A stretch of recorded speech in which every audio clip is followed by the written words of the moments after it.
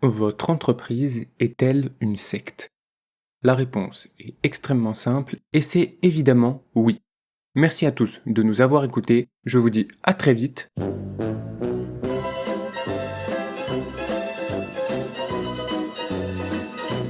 Bon, un peu plus sérieusement, vous l'avez sans doute remarqué, certaines entreprises ont des cultures internes qui sont très fortes, avec des employés qui sont prêts à se donner corps et âme, parfois et même souvent pour des retours qui sont pauvres, voire inexistants.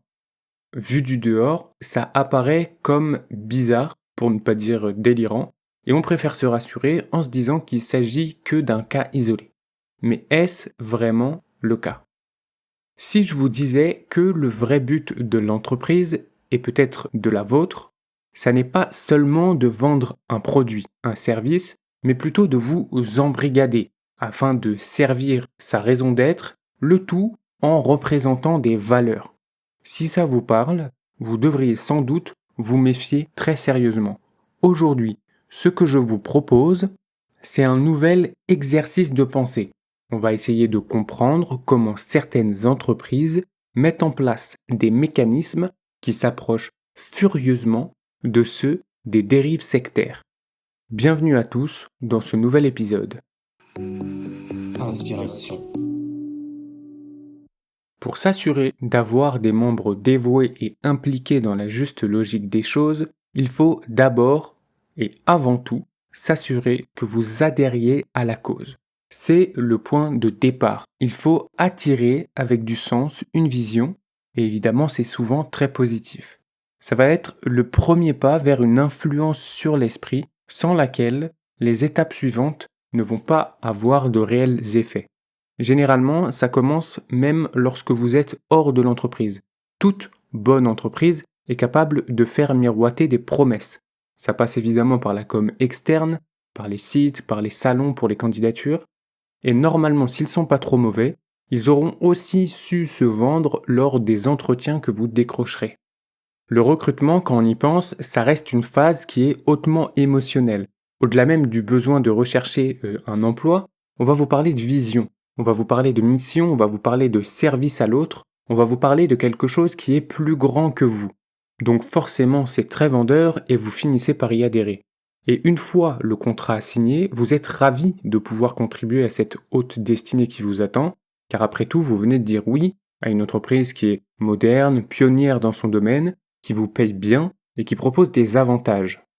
Comme votre boîte est probablement en avance sur son temps, vous allez être introduit à des principes et des valeurs universelles à travers tout un tas de formations. Évidemment, il s'agit de formations obligatoires et vous aurez peut-être des séminaires d'intégration. L'idée, c'est de créer un véritable esprit de promotion où vous aurez la chance d'entendre des discours novateurs de vos futurs managers, mais vous aurez aussi l'opportunité de vous transformer en une forme d'étendard publicitaire pour votre organisation, avec des goodies, des stickers et même des pulls à son effigie. Ces premiers jours et ces premières semaines vont être l'occasion pour vous d'entendre pour la première fois les acronymes et les autres joyeusetés du langage interne que seuls les vrais initiés utilisent. Ils l'utilisent parfois même sans les comprendre totalement. Je vais pas vous mentir, la première fois qu'on fait face à ça, c'est un petit peu déstabilisant et forcément on se pose tout un tas de questions. D'autant plus qu'une fois que la période d'euphorie des premiers jours est un peu passée, on commence à voir des choses un petit peu absurdes. Mais on va hésiter à les remettre en question, car l'entreprise, elle n'est pas là pour nous encourager dans notre esprit critique, ni dans notre autonomie créative. Vous êtes là pour respecter la structure, le fonctionnement interne. Mais c'est là que c'est très fort. Parce que à travers tout ce que je viens de vous décrire, le travail d'instillation de la doctrine commence à faire son effet. Vous commencez à comprendre que les méthodes de recrutement ont peut-être été un petit peu floues, un petit peu opaques, voire même trompeuses, du fait de ce qu'on appelle l'asymétrie de l'information. L'information est en effet pas disponible au même niveau sur comment ça se passe réellement au quotidien dans la boîte, vous ne pouvez pas le savoir complètement.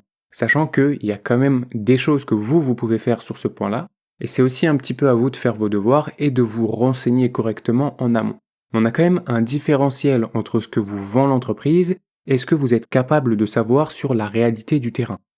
Les principes Et les valeurs qu'on vous a présentées, ils sont en fait assez formalisées. Et il ne s'agit pas uniquement de mots qui sont un peu présentés en l'air, ils sont considérés généralement comme quasi indiscutables, au moins dans le cercle de l'entreprise.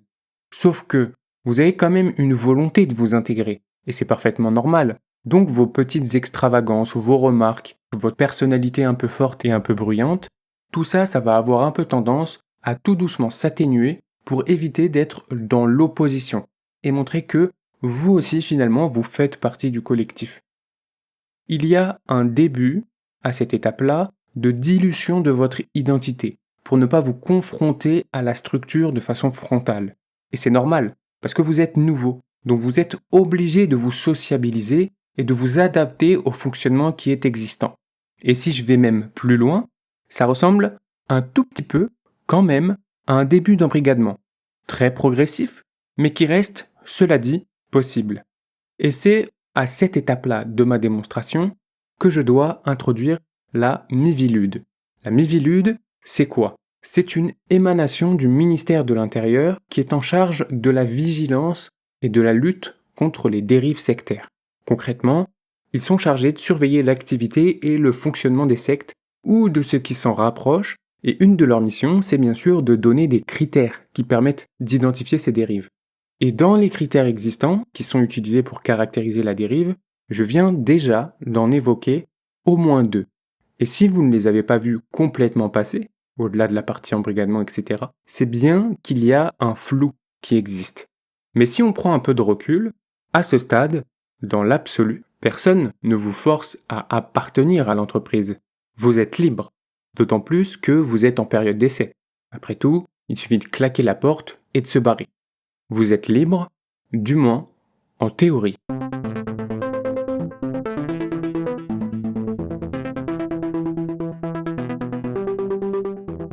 Car l'adhésion, c'est bien. Mais savoir pourquoi on croit en la mission, ça ne suffit pas. Il faut rester dans la structure, il faut lui appartenir. Pourquoi? Parce que cela permet de s'assurer que vous ne soyez pas là juste pour un passage éclair, le temps de la période d'essai par exemple, mais que vous soyez un membre à part entière du groupe. Pour créer de l'appartenance, il faut que la structure mette en place un véritable lien émotionnel, et ça va être primordial. Alors, comment on fait ça? Si vous êtes là, déjà, c'est que la mission, la vision vous parle au moins un petit peu. Alors maintenant, on va développer tout un écosystème autour de cet objectif commun. C'est là qu'on va développer une forme d'identité collective, qu'on va faire intervenir le symbolique et même une certaine forme de ritualisation. Tout ça, bien sûr, c'est formalisé à travers ce qu'on appelle la culture d'entreprise. Alors la culture d'entreprise, la façon de la maîtriser, je pourrais vous en faire plusieurs des épisodes là-dessus, mais pour le moment, je vais juste vous citer quelques-unes de ces composantes. Le premier, c'est évidemment la figure du leader, et plus précisément, l'un des mythes principaux de la culture d'entreprise, c'est celui de la figure charismatique, du fondateur. Souvent, c'est le père fondateur, mais ça peut être aussi un membre de l'équipe, de la direction, qui a une place importante et qui bénéficie d'une certaine aura dans l'imaginaire collectif. Ce choix d'appeler ça un mythe, c'est volontaire, car vous observerez parfois des entreprises où, bien que n'étant plus là depuis quelques semaines, quelques mois, voire parfois quelques années, il y a des individus qui bénéficient toujours d'une certaine influence, et ça peut même devenir encombrant, car il y a une vraie croyance en ces personnes-là, une vraie dévotion, avec une autorité idéologique qui s'impose, et gare à vous. Oula, malheureux. Oulala, gare à vous si vous remettez cette personne frontalement en question. Comment vous pourriez oser interroger le travail de celui qui a tant fait pour l'entreprise, qui a tant fait pour que ce soit une réussite, qui a tant fait que, indirectement ou pas, finalement vous travaillez un peu pour lui aujourd'hui.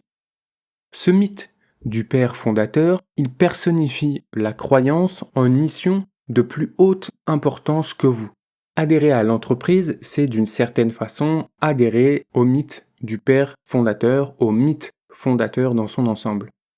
Et vous verrez, par ailleurs, dans les grandes structures, le sentiment de fierté qui se dégage lorsqu'on parle de l'histoire, souvent longue, parfois tumultueuse de l'entreprise, mais dans laquelle on se garde évidemment bien souvent de parler des anicroches et autres scandales. Ça, c'est une extension du mythe fondateur et c'est l'un des éléments principaux de la culture d'entreprise. Vous devrez le maîtriser, l'adhésion au leader et à son histoire. Le deuxième point que je voulais évoquer, c'est celui du langage. Alors je l'ai déjà évoqué un petit peu avec vous, car vous avez eu la chance d'y être confronté lors de votre intégration. Mais pour confirmer votre appartenance à l'entreprise et à sa culture, la maîtrise du langage est absolument fondamentale.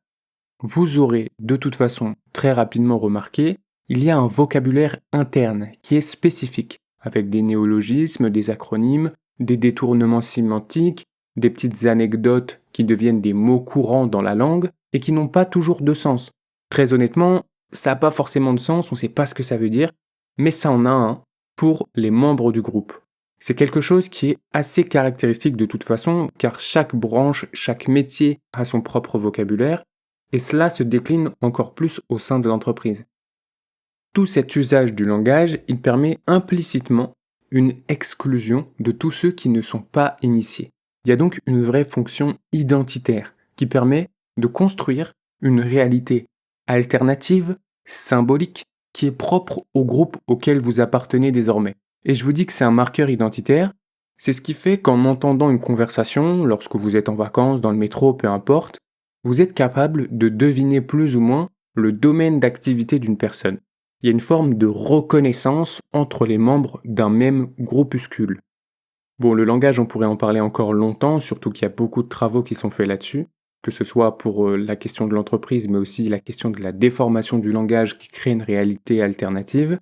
Mais je vais enchaîner avec le troisième point. Le troisième point qui permet de confirmer l'appartenance à cette culture d'entreprise, c'est la ritualisation. Et ça va se retrouver sur toutes les étapes de votre parcours. Au moment de votre intégration, avant, généralement le premier jour, il se peut que vous receviez un message pseudo-informel d'un de vos futurs patrons, d'un manager, pour vous dire à quel point il est d'ores et déjà ravi de vous accueillir et qu'ils ont hâte de vous voir, etc., etc. Tout ça, c'est la première étape des différents rituels qui vont se mettre en place. Vous avez bien sûr le fonctionnement en parrain-marraine qui permet de créer du lien dès le départ et permet d'assurer que vous comprenez, que vous adhérez, que vous appartenez à ce qu'il se passe. Et d'ailleurs, je reviens juste un petit instant sur le langage, mais le vocabulaire qui est utilisé ici, parrain-marraine, c'est celui de la famille, c'est un choix sémantique qui n'est pas du tout anodin.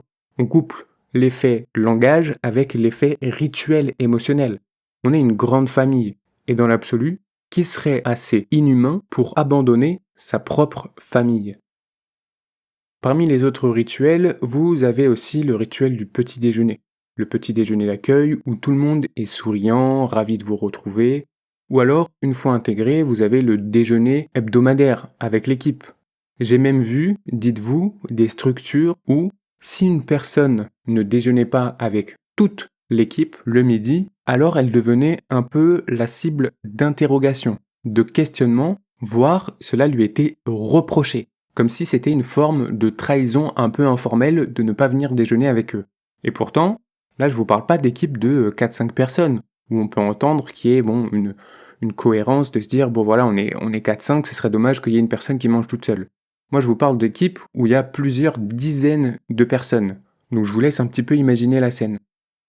Une fois intégré, quand on pense rituel, on pense, et je l'ai évoqué tout à l'heure d'ailleurs dans la première partie, on pense au séminaire, forcément.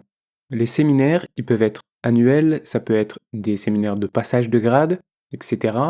Et si c'est des séminaires dits off-site, autrement dit qui ne sont pas au bureau, si possible dans un lieu qui permet un peu de s'aérer l'esprit, alors c'est encore mieux, parce qu'il y a une déconnexion et il y a un moment parallèle en plus du travail qui se crée avec cette nouvelle famille.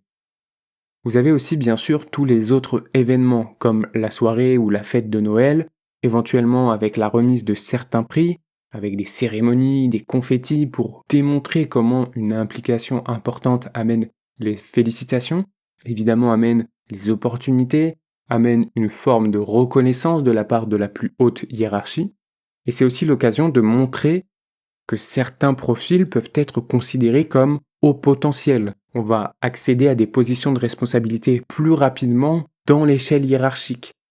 Tout ça, c'est fait pour vous donner envie d'en être, évidemment, et d'y participer. Et même si les séminaires et les fêtes sont à considérer, les rituels peuvent être un petit peu plus subtils que ça. Ça peut être le petit déjeuner partagé un vendredi sur 2, un vendredi sur 3. Ça peut être le fait de célébrer les anniversaires d'arrivée de chacun des membres de l'équipe au sein de l'entreprise. Ça peut être aussi le match de baby-foot contre le champion du service, histoire un peu de vous jauger et savoir ce que vous valez vraiment. En réalité, le rituel, on peut y mettre un peu tout et n'importe quoi. Et vous êtes sans doute en train de vous dire que j'abuse un peu et que je suis dans la suranalyse. Alors c'est possible. Mais ce qui fait qu'un rituel marche, c'est qu'il a cette valeur symbolique. Il doit être répété, même si c'est qu'une seule fois par an. C'est quelque chose qu'on attend, car il a cette particularité d'être légèrement en décalage ou sortant du cadre professionnel, tout en faisant en réalité complètement partie. Souvent, il est construit de sorte à avoir certaines séquences qui soient mémorables. Alors de préférence, en bien. Même s'il arrive qu'en fait les ratés soient aussi racontés et qu'en fait ça permet de construire un peu, de servir la légende de l'événement, la légende du rituel, et donc de servir la culture d'entreprise. Je vous donne des exemples un peu comme ça.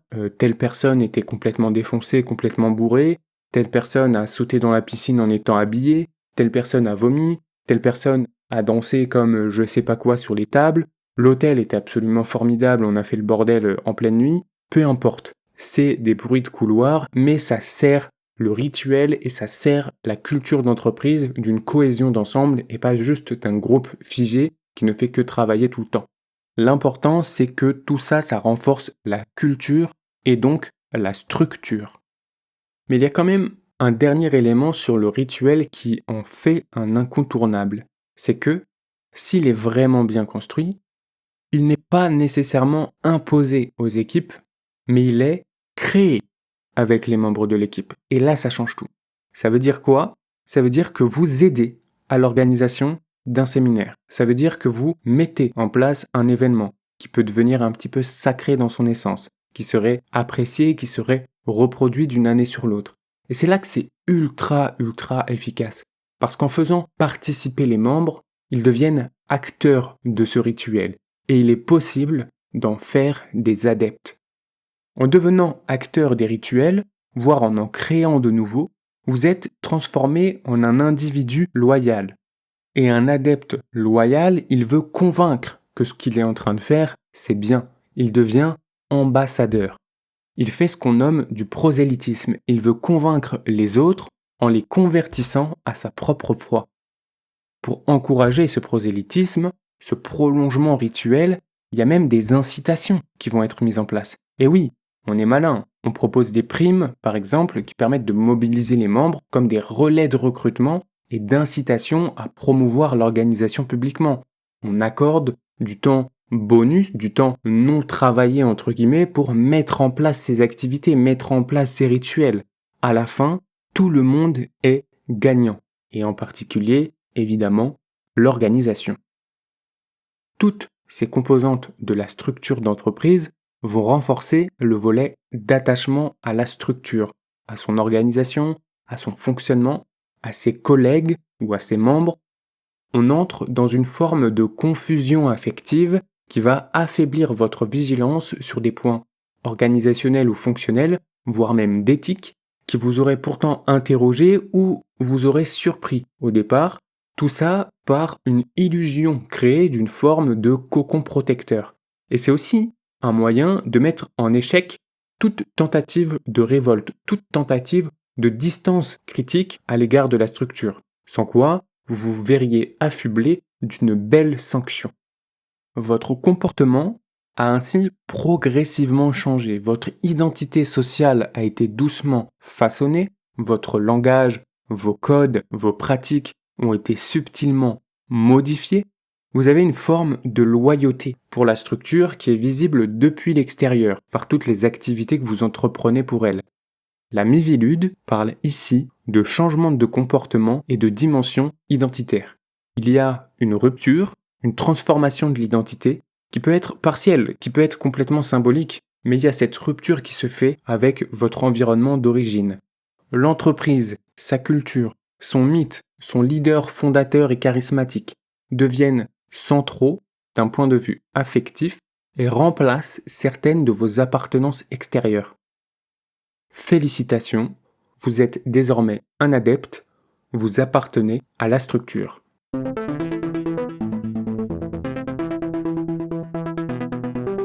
On sait donc pourquoi vous croyez, pourquoi vous légitimez ce qui se passe, on sait pourquoi vous restez, grâce à cette forme de soumission idéologique. Et c'est exactement ce qui est nécessaire pour confirmer le contrôle de la structure sur vous et permettre la clôture de son emprise. L'organisation, en fin de compte, elle est très fortement hiérarchisée, bien plus que vous n'imaginiez au départ. L'asymétrie du pouvoir et l'asymétrie de l'information, dont je vous parlais notamment dans la phase de recrutement. Cette asymétrie, elle est réelle, elle est durable, et il y a même une forme de subordination individuelle au profit du collectif. Vous n'êtes pas quelqu'un de différent, vous n'êtes pas un haut potentiel, vous êtes juste un élément comme un autre. Mais, pour que le calme apparent de cet environnement de rêve, il perdure, il va falloir s'assurer que tout va bien, que tout se déroule comme prévu. Il va falloir surveiller les comportements. Et là, on va avoir une substitution de la confiance initiale par du contrôle. On va contrôler, bien sûr, votre temps. Le temps de travail, le temps de pause, le temps de repos, le temps de vacances. On a besoin de ce contrôle sur le temps. Je vous en avais déjà parlé du contrôle du temps dans l'épisode sur l'hypermarché. L'hypermarché, c'est la dictature. La logique est la même ici. Il faut avoir une emprise sur le temps parce que c'est la façon que vous avez de contrôler l'individu. Certaines structures, elles, vont même plus loin, avec un contrôle qui est direct et technologique de votre activité. Et c'est en particulier vrai pour le secteur des services, avec des logiciels qui vont permettre de s'assurer que vous êtes connecté, que vous êtes bien actif, en train d'exécuter les tâches qui vous sont confiées. Théoriquement, en France, il me semble que ce type de logiciel est illégal, mais il faut savoir que ça existe ailleurs. Et si vous n'avez plus rien à faire, ça n'est pas grave. Vous devez être actif, soyez agile, soyez dynamique, soyez assertif, soyez tout et n'importe quoi tant que ça sert la structure et que vous ne sortez pas du cocon qu'elle a créé. La confiance étant la clé, et c'est là que c'est particulièrement beau dans ce système, c'est que cette confiance, elle doit être assurée entre les membres de la structure. Et donc il y a contrôle entre membres de la structure. Vous aurez donc le plaisir d'avoir des gens qui vont vous envoyer des messages perso tout à fait insupportables, s'inquiétant faussement de votre état, vous demandant si « Hello, vous êtes dispo » ou si « Hello, tu es sur un truc », y compris quand ils n'ont absolument rien du tout à vous demander. Bien entendu, ça se vit aussi dans le monde réel, avec ce qu'on appelle le micromanagement, mais qui correspond très concrètement à avoir un mec sur votre dos tous les 10 minutes qui aboie face au vent en espérant faire du bruit. Mais tout ça, ça sert à quoi ? L'objectif recherché, c'est de limiter l'autonomie individuelle, c'est d'extraire la moindre goutte de temps que vous devez à la structure. Et puis aussi, ça normalise pour vous une intrusion de l'organisation dans votre quotidien, y compris dans votre organisation personnelle. La Mivilude évoque une forme de déstabilisation mentale qui conduit à une suggestion psychologique et à une perte d'autonomie. Mais ça s'arrête pas là, parce que le vice peut aller encore plus loin, car avec toutes ces pratiques, ces comportements qui paraissent normaux quand ils constituent votre environnement au quotidien, on va progressivement intérioriser la croyance que, oui, c'est effectivement normal, qu'il y a dans une certaine mesure un besoin, écoutez-moi bien, de sacrifice. Il y a un besoin de se sacrifier pour respecter votre devoir envers la structure, pour respecter la mission, pour respecter l'œuvre de l'entreprise. Alors attention, parce que là je sais qu'il y a tout le monde qui va dire « Oh mais Jules, tu dis n'importe quoi, blablabla. » Ok, stop. Je ne dis pas qu'un certain niveau d'application n'est pas nécessaire. Il nous est tous arrivé d'avoir des projets qui sont hyper demandeurs en temps, en énergie, pour lesquels il faut faire plus d'heures que prévu, pour lesquels il y a une disponibilité qui est attendue. Certes, ok, je ne vous parle pas de ça. Ce dont je vous parle, c'est d'une situation qui deviendrait votre quotidien. Une relation de sacrifice à sens unique, une forme d'allégeance, une forme de dévotion pour le travail et pour l'œuvre que nous sommes collectivement en train d'accomplir. Ce sacrifice, il conduit graduellement déjà à modifier son état mental et si vous n'êtes pas assez fort, eh bien évidemment vous pouvez arriver sur ce qu'on appelle des burn-out, mais il conduit aussi à adopter une posture qui est hostile face à toute vision extérieure et différente de celle-ci. Exemple, ils ne peuvent pas comprendre, ils n'en sont pas capables, ils n'ont pas ce qu'il faut pour collaborer avec vous. Ils n'ont pas ce qu'il faut pour façonner le projet collectif comme vous savez le faire. Ils sont trop faibles, ils n'ont aucune implication, et contrairement à vous, ils n'ont pas cette abnégation face à la tâche. Tout ça, c'est le dénigrement de l'extérieur dont parle la Mivilude. Et en fait, c'est un cercle vicieux, car vous êtes désormais une constituante forte du groupe. Vous ne pouvez pas vous arrêter maintenant, c'est trop tard. Toutes ces heures sup, tous ces week-ends à travailler, toutes ces demandes de dernière minute de la plus haute importance, il faut que ça serve à quelque chose. Et vous savez, on vous l'a dit, quelqu'un en a parlé, vous êtes envisagé pour être promu le prochain responsable. Alors pourquoi abandonner maintenant? Mais vous ne pouvez pas vous arrêter en si bon chemin. Ça vous ferait même peur de vous arrêter en réalité. Ça vous ferait vous rendre compte, et c'est absolument vertigineux, que tous ces sacrifices, ils auront été faits en vain. Alors vous continuez, toujours, et ça renforce d'autant plus votre sentiment d'appartenance, surtout lorsque votre isolement devient géographique. Ça a pour des nécessités pratiques d'avoir l'ensemble des membres dans un lieu unique donné, mais l'isolement, il peut devenir aussi social, vos collègues étant votre nouveau cercle, devenant vos amis proches, c'est des personnes que vous allez aussi fréquenter durant votre temps libre, et l'enfermement s'immisce ainsi dans chaque parcelle autrefois libre de votre vie. Cette situation, elle durera, et avec un peu de chance, peut-être même très longtemps, pour la simple et bonne raison que l'organisation a très bien fait son travail. L'enclos s'est construit autour de vos espaces de liberté, vous l'ôtant jusque dans l'intime et en instillant en vous cette crainte que vous avez du mal à identifier. Si nous avons bien fait notre travail, vous souffrez d'une forme de syndrome de Stockholm Corporate. Alors même que le souhait de nous quitter se fera jour, vous en serez absolument impossible car vous êtes maintenant dépendant. On ne quitte pas sa famille. Et de toute façon, où iriez-vous? Nous connaissons vos failles, ô combien nombreuses, et nous pouvons les exploiter comme bon nous semble. Qui voudrait vous embaucher? Qui vous offrirait tous ces avantages, ces primes? Qui prendrait soin de vous comme nous le faisons? Vous êtes des nôtres, vous nous appartenez, et vous êtes sous notre contrôle.